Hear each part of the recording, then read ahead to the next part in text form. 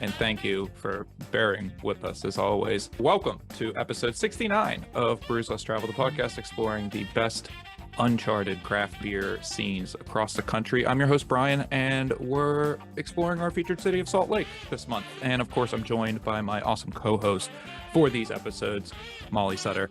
How's it going, Molly? Hey, Brian, going pretty great. How are you today? Doing well. Good. I promise that I'm here. We're just, a jack of all trades right now, and my video is not working. That's fine. We'll make it work. You'll get that figured out. I'm sure. Yeah. I'm sure. Dealing with other things here. We'll touch on that in a second, I'm sure. But yeah, this podcast is supposed to be about beer and travel, and we fail to talk about the travel aspect very much. So Molly, you just returned from a trip to the West Coast. You visited the wonderful cities of Portland, Oregon, as well as our featured city this month, Salt Lake City, Utah. I travel a lot for this job as well as my day job with our organization. Molly, I'm curious, do you have a thing that you travel with that you don't realize how you could have traveled without it before? Ooh, so I feel like I'm definitely gonna sound like a millennial after this, but headphones, man, I need my earphones, and I need some way to listen to music and then just go on with my life and make awkward eye contact with people. So some AirPods and a book, and I'm pretty much set. Yeah, that's not a bad thing to have. I always have headphones. Am also paranoid and bring multiple sets of headphones because I'm afraid I one's going to actually die completely agree. or I'm going to lose a pair. But one of my most recent addition to my travel repertoire that fits that narrative for me is one of those power packs, like a power bank thing. Yes. Do you want to know a very funny story about a new fancy backpack that I got for myself? One of those backpacks that's supposed to charge, kind of has a little charging port for you, and has a lock, nice lock on top, so you can lock all of your stuff in there, a little combo lock on top. And then first day I had it, went to change the lock and completely locked myself out and can't even use that mechanism anymore. Oh my God. So, yep, How we try. how We did what do you do? You're just we fixed that. We fixed it. We're One thing down. one thing. We can see each other now. So Boy. what do you do? You just get rid of it now? No, I mean, Call the it's just company? it's just a stupid extra lock. No, I got it from try to call a couple different numbers, got nothing. So it's just an added annoying extra weight, really. But yeah, just par for the course. Yeah. Very cool. Very Yeah. cool. So we're a bit scrambly here, and I'm holding out hope. So maybe we won't both burst this bubble until the very last minute. I have a travel question for you, because you do some fair traveling as well. Yes. When you're flying, are you an aisle seat or a window seat? Window seat, 100%. There's the little kid aspect of like, oh my God, I'm flying in an airplane. I have to look out the window and see the things we're flying over. Will never go away. All right, I like it. Do you have a preference? Honestly, so I go with depending on when I fly out. So if it is like in the morning, I still want to get some sleep and I want to control, the window and who else gets the sun shine on them, then I like the window. Otherwise, I like the aisle. I don't want to disrupt anyone. Have a beer, good to go. Get right into the aisle if need be. The one exception is if I have a long flight, I will go for the aisle because it's like, hey, cool, I can get up and get out when I need to. Yeah. Feel a little bit more open, not as crammed sometimes, which is good on those long flights. Yeah. So we're continuing our journey through Salt Lake City, and we've got another great featured brewery, Shades Brewing. I'm not going to read that next line. I'm very excited to drink the two beers that we do have from Shades today. So we are going to be starting here with their Belgian-Style Tripel Ale, which is just one of my most favorite styles. And the other, it is the Kveik, the the Kveik #1 golden sour ale. It's a #1 golden sour ale. If anyone has a good pronunciation, let me know. But it sounds delicious. Yeah, shout out Oh. to our subscribers joining us for tonight's live stream. If you could phonetically type out that beer name that is spelled Kveik, we'd appreciate it. Let's just, I mean, I'm just gonna spill the beans now. We were hoping that our planned guest for tonight's show could help us with that, but we hope everything is okay. We have lost contact with our planned guests for tonight's show, so hopefully they get back to us. Doug in the chat says Kveik. Kveik. All right. Yes. Thanks, Doug. I appreciate that. Yes. Thank you, Doug. We very much do appreciate it. But that certainly, Doug says he's just guessing. Thank you, Doug. I think our development of no guest, first time I think in Brews Less Traveled history that I guess just we lost contact with them. So I think in celebration of that, we should drink this 10% Belgian Tripel. I think it's an excellent way to kick off the show. Yeah, I typically have the same glasses that I always grab for this, and they get used a lot. But I dug into the back of the glass. I was gonna say glass bin. I don't have a bin of glasses. My glass cabinet, and got this little number here that I thought was very appropriate for our 10% Belgian Tripel style ale that we have from Shades today for this episode. So cheers. Cheers, everybody. Cheers. Let's get on into it. What do we got here? Kveik, according to the web. Okay. Kveik.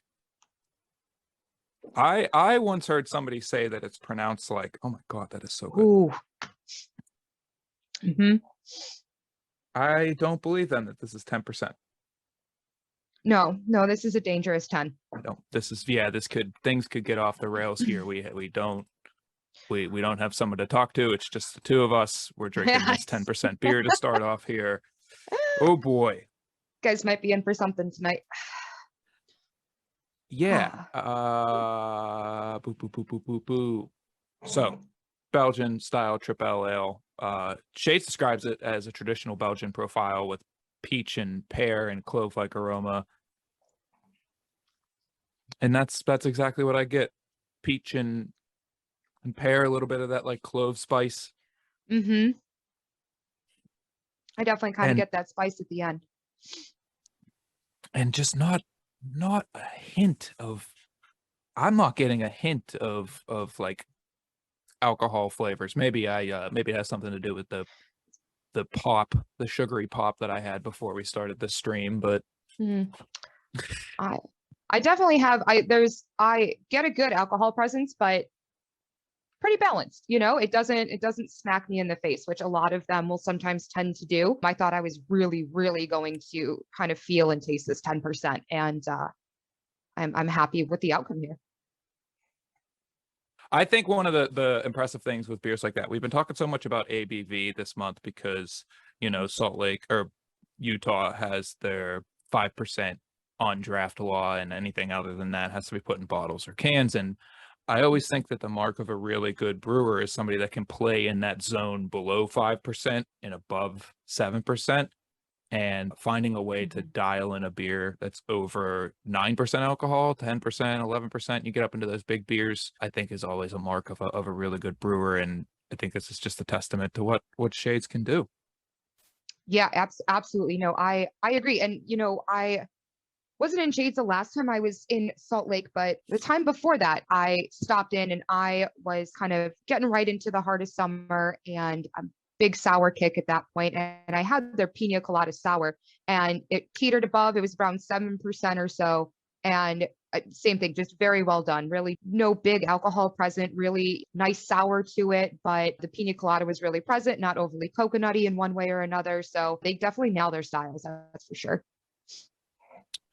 Yeah, I think that beer, if that's the Kveik, that one, Thai Tom Kai. It's a variant of the beer that we're going to be drinking tonight. I believe that won a gold medal at GABF in 2019. Oh, there you go. Yeah. So yeah, shout out to the active people in the chat. We're obviously it's just me and Molly tonight. We're just gonna catch up here. So throw it into the chat. All the questions that you've been wanting to ever ask us, but we're too shy to ask. We're interested to hear your thoughts. And we do. That's a good point. That's a good point. We have some rapid fire questions here that we plan to ask our guest tonight. That's going to be a new thing we're going to try out. And you know, we could do it. I could ask you these questions, Molly. I think we could Yeah. get you. I can adapt these a little bit to you. Mhm. All right. How about? So I want to adapt these questions to people for their background, like where they live. Molly, you currently live in Pittsburgh. You're from Chicagoland area, so we can adapt Mhm. some of it to that. You like beer, adapt Mhm. it to that. All right. So just favorite brewery, favorite beer from a brewery we don't work with at our company. Oh, so definitely going back to the Chicagoland roots with Three Floyds. And obviously their Gumball Head is one of my go-to beers for sure, but also their Zombie Dust is probably anytime I'm home, I have to grab that one. And then Revolution Brewing out in Chicago, all of their Hero series, their IPA series, they do a nice variety pack. They'll feature a different hop in each of their Hero series. So that's where you get the Galaxy Hero, Anti-Hero is part of that series. So every time I'm there, I have to get a good variety pack of that. Well, that leads me wonderfully into my next question. Favorite hop? So weirdly enough, Galaxy hops. There's a few. Okay. It is Revolution that has in that Hero series did a just straight IPA with Galaxy hops, and it blew my mind. I don't know why. It's normally not what I gravitate towards when it's the main set style in a beer, but for some reason, like that main hop, I love it. You have time off. You staying indoors or going outside? Oh God, I want to say going outside and being a healthy, active human being, but my God, I love staying indoors. I really do. I want your honest answers. Yeah. Yep. So Let's I mean, go. if there's a good show on, I have some beers, play some games, and hang on out. Cool. I appreciate the honesty. Dogs or cats? Mm-hmm. God, I have so many here. I have 3 cats and 1 dog. So overall, I honestly, I have to like cover my dog's ears because I'm a cat person. I think got to go with the cats. Yeah. Okay. Is Just didn't ketchup want to. is ketchup acceptable on hot dogs? Oh God. So this is how I knew I was destined for Pittsburgh because yes, growing up in Chicago, where they literally will kick you out of some places if you put ketchup on your hot dog, my go-to order is 2 hot dogs with ketchup. So it's a really good thing that I now live here in Pittsburgh. I'm more accepted. Okay. And I think I know the answer to this one. Revolution or Goose Island? Revolution all day. Okay. Czech or German pills? Oh, see, and I saw this question and I feel in my heart, I want to say Czech, but I don't have a follow-up as to why. That's fine. Cool. Fine. All right. Have you ever seen a UFO?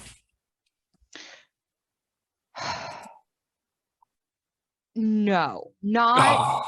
I know. Like I wish I had a story, but any sort of UFO sightings have been Your deep breath. Yeah. Your deep Right. breath. Like you set me up. I was like, oh, she's got a serious one here. I was trying to think. I was going to see if we could take like a paranormal turn. I don't know, but UFOs I unfortunately have never seen one, but I would really like to know if I have not seen a UFO. No. You said a paranormal. Have you seen a ghost? Ooh, so I do have a good ghost story.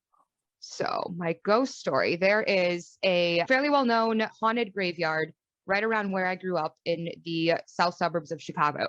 So in Oak Forest, Illinois, there's Bachelor's Grove Cemetery, and it's been featured in a few different things and just kind of known as just an overall haunted cemetery, right? I would go there growing up with my dad. He definitely sparked my love of all things spooky. We're getting into spooky season, my favorite season. So we would go there, during the day when I was a child and pretend to scare me. But there was one time I went with my brother and some friends, And, our friends were very much into kind of recording and, videotaping at this time. And we went late at night and we snuck through, there's a long path you should be going down, but we snuck in through the woods and waited till the sun went down. And we all had flashlights. We just put new batteries in. And not kidding, the second the sun went away, we turned our flashlights on and every single one of them died. From that point on, it was just like, I don't know if that played into it, but there was definitely some spooky vibes that evening. And then when we decided to leave, the second we left from the woods, every flashlight in our backpack turned back on. So that's my paranormal story. The only one I have, but it's up there. It's top tier, I think. Yeah. That's pretty good. Pretty spooky. A little spooky. What about you? Do you have any spooky stories? UFO stories? I don't know what it is. I like where it's going already then. I don't know why I asked this because I didn't have any intention on sharing this. I've told maybe my wife and a couple family members.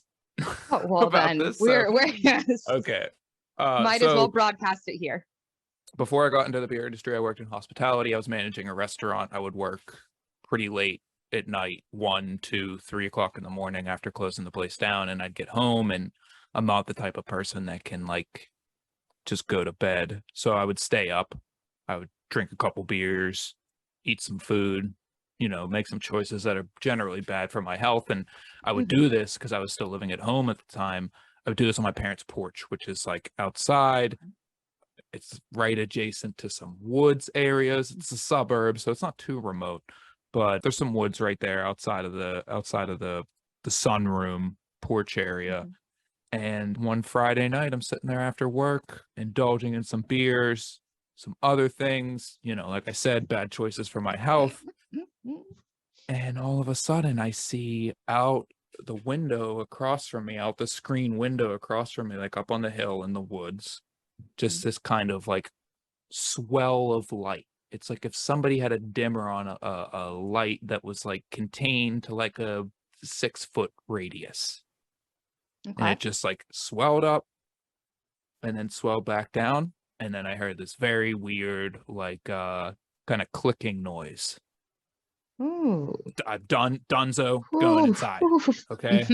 I was like, it's probably something weird, we do live in Pennsylvania. There's deer. They make all kinds of weird noises. There's people that live, there's a house right up there. So it could have been something from the house, whatever. Didn't think, scared me. Didn't think much about it. 1 week later, same exact time on a Friday night, same situation, hanging out on my porch.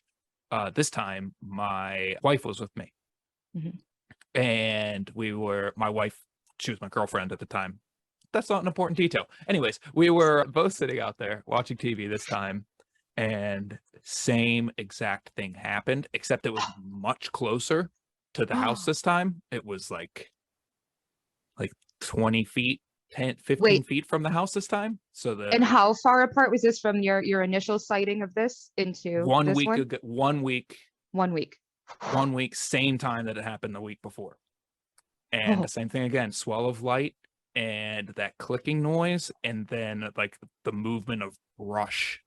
And we were both done inside, like sprinted inside. I think if I was telling the story honestly, I might have knocked her over a little bit to get in the house first in front of her.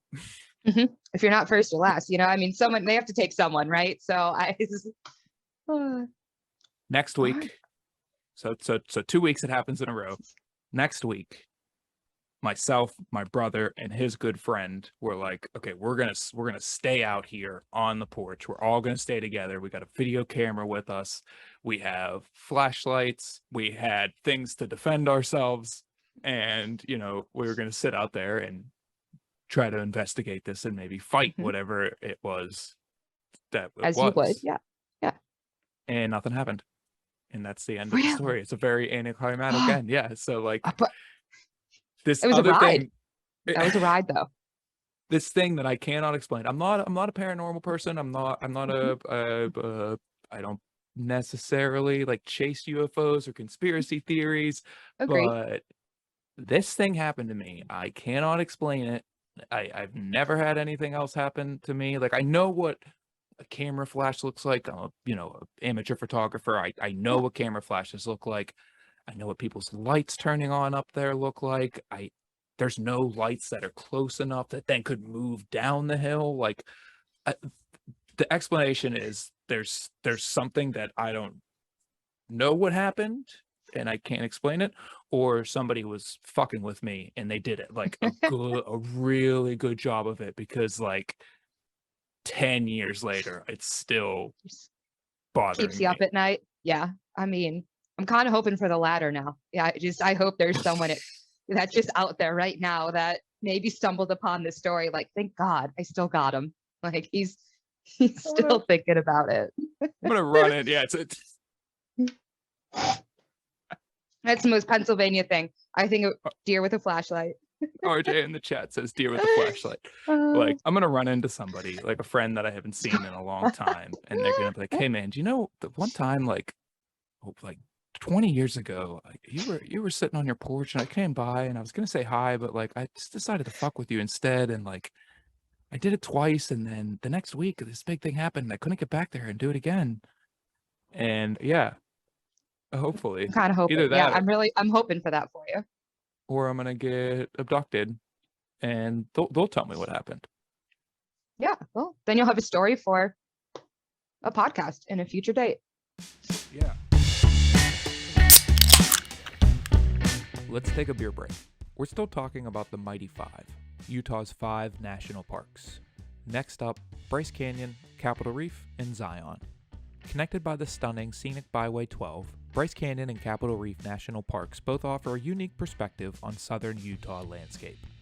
Capitol Reef gives visitors the opportunity to view much of the park's natural beauty from their car, as Capitol Reef Scenic Drive is lined with pull-offs with scenic views along the 8-mile road. Bryce Canyon is known for its hoodoos, rock formations with a totem pole-shaped body created by ice and rain erosion. Bryce Canyon is also home to an alpine forest, and because of its higher elevation, snow-capped rock formations are abundant in the winter. Finally, we have Zion, the second most visited national park in the United States, and the first national park established in Utah. Most well known for iconic canyoneering routes like the Narrows, Zion is truly the epitome of outdoor playgrounds in Utah. Visitors can enjoy world-class hiking, backpacking, rock climbing, canyoneering, and some of the most impressive and beautiful nature that the country has to offer. Visiting the Mighty Five should be on every traveler's bucket list, and I'm ashamed to say that I'm only 1 for 5 right now. I did propose to my wife in Arches, and it was one of the greatest days of my life.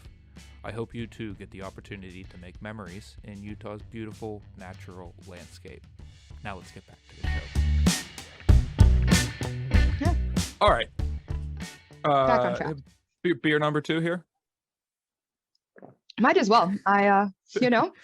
There is no track tonight, Molly. We can't even No say track. we're off the rails. No, yeah, that's true. It was off way before, huh? We're driving a train down the street. Yes. Oh, goodness me. So beer number 2 here. Very excited about this. We have their Kveik number 1 American style golden sour ale, dry hopped with Nelson Sauvin hops. And this is a multiple award winner, 2-time GABF award winner, won both a gold medal and a bronze medal. Oh my God. And you can see why. I'm so excited for this beer. I've been thinking about this all day, actually. Oh, I think this is the first time for long-time subscribers. I think this is the first time that we have had a kettle sour beer, something that was fermented with some wild yeast and it's got some funk to it. Oh my God, that's so good. I feel like that's definitely what I'm gravitating more towards nowadays. I want more of the funk. I want a little bit of that. I want it to be sour, but I find myself, I think my introduction, into kind of your sours and your golden sours and the like is, you get really sweet and really sour, and then you kind of tone it down and you pull out those like more funky tones in there. And that's where I definitely find myself now. So this is excellent. Yeah, that's my one love of beer. Well, I guess my one love of beer that we really haven't gotten to get into too much on the podcast is those wild ales, because they're not typically canned. They're not, something that's packaged and meant for long-term delivery. And yeah, so very excited to have this. It has beautiful floral aromas. There's some citrus in the aroma, definitely coming from the Nelson Sauvin hop. There's that classic white grape that you get from Nelson Sauvin. This is just wonderful. Dan in the chat asked, what role does dry hopping play in the sour? Does it balance it? Not typically. Okay, well, I was gonna say, let's not get into a rabbit hole. Let's get into a rabbit hole. So typically the thing that makes beer sour is something called lactic acid bacteria. It's either Pediococcus or the more commonly found lactobacillus. And that goes through a process of mitosis, similar to yeast when they go through fermentation. And what is happening is it's creating lactic acid. And there are certain organic compounds within the hops that will actually inhibit that growth. So the balancing act that happens in sour beer, rather than balancing bitter and sweet, you're balancing out the sweet with the sour. That works out in like a gastronomic sense, but biologically, hops were not added to those beers historically because it would stop that sour production of bacteria that would create the sourness in the beer. So to answer your question directly, it's mostly used for aromatics. Might add a little bit of flavor to it, but dry hopping is mostly going to lend to the aroma of the beer, and that's going to play in with the flavor of the beer, but definitely trying to complement the fermentation character that's in there and bring out a lot of nice aromas that wouldn't be possible without dry hopping. And it says right there, dry hopped. Should read more. Yeah, I have a friend in town here that started a local brewery that was known for their only doing sour ales. They were originally called Dry Log, and then they became Strange Roots, which is, somewhat made a name for themselves across the country. And one of the things that Dennis taught me when I first started brewing sour beers at home, and the first thing I did was a dry hop sour, is he was like, you have to add 2 to 3 to 4 times the amount of hops that you would add to a normal beer to get the same aromatic contributions, because sour beer is just such a different world. There's so many different flavor compounds going on in there, and there's so much different biologically going on in there, is that it takes that much more, it takes that much more concentration and focus during the fermentation stage. It takes that much more hops to affect it. It takes a lot of fruit, those fruited sour beers that a lot of breweries are making. It takes a lot of fruit to make those beers. So much. Yes. And even just the obviously sanitation and cleaning is the biggest part of brewing in general, right? But then when you get into your sours and your mixed cultures and these fermentations, like that's just a whole nother ball game on ensuring that that's not, those yeast strains aren't going to affect anything else in your brewery, because the cleaning that you have to go through is just mind blowing for that. So definitely appreciate these styles when you know everything that goes into it, Yeah. In the chat again, I saw a question earlier that I wanted to answer. How many cities does our sister company City Brew Tours operate in? That number is up to 17 now. And those 17 cities are, oh boy, Burlington, Boston, DC, Philadelphia, Baltimore, Pittsburgh, Cleveland, New York City, Portland, Oregon, Des Moines, Iowa, Salt Lake City. And then we have our wonderful franchisees that operate in Birmingham, Alabama, Charlotte, North Carolina, Raleigh, North Carolina, South Jersey, the Jersey Shore, and north of the border in Montreal, Quebec. Got 17? Nailed it. I had 2 fingers up on my other hand. I started counting for you. That was 17. I'm pretty sure. Yeah. Yes. But so don't listen to us. Check us out in any one of those cities. Yes, please. A great time. Oh, we don't do this, and we're just trying things out this week. Oh, there, that's let's gone do it. now. Beer news. This podcast is going to come out next week, so this beer news will be like hot off the presses 7 days from now. But no, I think it might actually be, because this article actually just came out. Brewbound has reported at 5 o'clock today that the Ball Corporation, everybody's talking about aluminum cans shortages and the problems in the brewing industry associated with that right now. Well, the largest manufacturer of aluminum cans in the world has actually just sold to a Russian company called the Arnest Group for $530 million. Whoa. Yeah. Well, that's something. If you want to know how much aluminum cans are worth now, that is surprising, honestly, that it wasn't more. Ball is like I mean, I agree. It's the only one. I mean, it's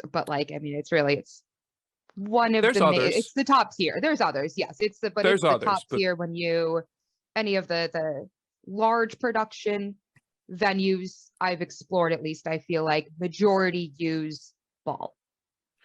Any 19.2 ounce can that you see out there, that's made by Ball. And yeah, like the article says, like we said, it's the largest manufacturer of aluminum beverage cans. So not even just beer. Let's see, is this a Ball can? This is a wonderful podcast content. Me looking at this can to see if it's a Ball can. I can't tell. That's a big letdown. But that not only cans for the brewing industry, but cans for pop and energy drinks. And I 530 million does not, that's a lot of money, but the biggest aluminum can manufacturer in the world. That is very interesting news, actually. Like and there's still CO2. Was that an issue for a while? Was that still ongoing as well? I know the brewing industry was just facing. It's just been rough out there, guys. That is seeming to be a little bit more fluid situation than some people originally led on to. I know I bought CO2 as like a home brewer a month or so ago, and it was just as cheap as it was before the pandemic. But I have a small tank here. It's not like the big tanks that the breweries are using and the bulk CO2 that they're getting. And I've started to hear more rumblings about that. Actually researching the interview that we were going to do today, there was a couple articles about how CO2 supply chain issues are actually starting to come to a head. So good. Well, we're getting back there some way. No. You said good, and I was like, why'd you say good to that? No, I meant come to a head as in like those issues that people foreshadowed are actually coming to fruition. Oh, I thought we were going the other way on that. Whew. What a day. Yep. Nope. Boy. Nope. So the other cool thing to say about Shades with this Kveik #1, especially, is that they do like 6 or 7 different variants. As I mentioned earlier, they do have one that won another gold medal at GABF that was brewed to be like a pina colada cocktail. And they just experiment a lot with this beer, which is one of the things that's really cool, is that they use this kind of as their golden ale sour base and can really run with that and, add all kinds of different fruit flavors and mimic cocktail flavors and barrel age it and do all kinds of different stuff. So definitely a very cool aspect of what Shades is doing. Oh, absolutely. I mean, this is a great base, and GABF is coming up pretty quick, correct? This year? GABF is coming up October 5th through the 9th. When this episode releases in podcast form, we'll be a week away. And we are happy to report that producer Laura will be out there representing the Brews Less Travel crew. We have a couple other people going out there for the company, but if you're going to GAB, stop by our booth, say hi to Laura. Say hi to the other fine folks working that booth. We'll be talking about Brewvana, Brews Less Traveled, and City Brew Tours.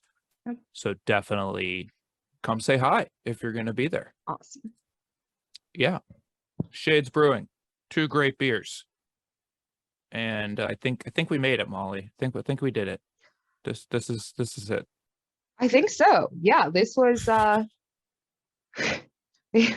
yeah, I'm impressed actually. No, these beers were delicious. Quite honestly, I think that they're very true to their style. Something that I typically wouldn't necessarily order for myself right off the bat. So I'm really happy to share these beers with you fine folks here tonight. These are very good. And Yeah, putting up it's for all us tonight. Putting up with yeah, us here. putting up with us. That's definitely for sure. But a huge shout out to our beer club subscribers hanging out in the chat and keeping with us, throwing your thoughts into the chat. You're keeping us alive here tonight. Yes. You can find Shades beer in many places, actually. It looks like it's distributed all throughout Idaho, throughout Utah, of course, Colorado, some places in California. And yeah, they even have a beer finder. So you can head to shadesbrewing.beer/beer finder. I love a dot beer. This is the second dot beer we've had this year. I agree. Yeah. Oh, what was the other? Oh my God. Oh, putting you on the spot. So sorry. We You're almost putting me on the spot. I No, it's know okay. we almost escaped. We really did. And then here I am just pulling you back. I don't know, Laura, I'm going to record a clip of me saying it and then we can edit it in right here. It's Perfect. cut it in right there. Thank you, Laura. Excellent. Well, did it. Yeah, we did it. We're here. You could follow Shades on Instagram at Shades_brewing. You can follow us on all the social medias at Bruvana. You can also find more from us at bruvana.com. You can join the beer club there and help support this very show. You can also check out our Hoppy Hanukkah and 12 Beers of Christmas boxes, which are basically the beer club experience condensed down into 8 or 12 consecutive nights of drinking and fun around the holidays. Come on. That's going to be a great time. We'd love to have as many of you join us. This will be our 3rd year doing it. And I dare to say it'll be our best year yet. Ooh. Also, on October 4th, shameless plug for myself here, the Tuesday after this episode of Brews Less Traveled airs as a podcast, you can see me on the season finale of Next Exit, Untapped's beer and travel show. So head over to their YouTube page, subscribe now so you don't miss out on it. So we'll be back next week with another episode. Thanks for co-hosting, Molly. Hey, you're welcome, Ryan. This was I really enjoyed this one tonight. This time flew by, honestly. Really did. Really did. Thanks to everybody for hanging out. Until next time, stay safe, be kind, and support local breweries. Cheers, everybody. Bye. Thanks for watching Brews Less Traveled on YouTube. Be sure to like this video and subscribe to our channel for more interviews with brewery professionals.